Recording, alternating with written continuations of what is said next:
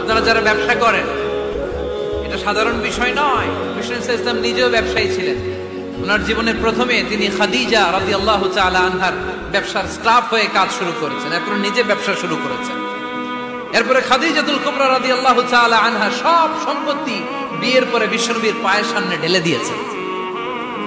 বললেন, ইয়া রাসূলুল্লাহ, এই সম্পদ আমি আপনাকে দিয়ে দিলাম, আপনি ইচ্ছামতো দিনের প্রয়োজনে খরচ করেন। সুবহানাল্লাহ পড়েন। এজন্য বিষ্ণু ইসলাম আমাদের জন্য উপমা, আব্দুর রহমান ইবনে আউফ আমাদের জন্য উপমা।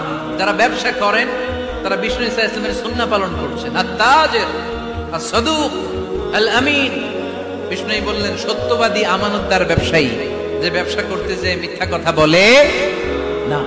অনেক ব্যবসায়ীরা আছে পণ্য চালানোর জন্য মিথ্যা কথা বলে আর কসম কাটে, আছে না নাই?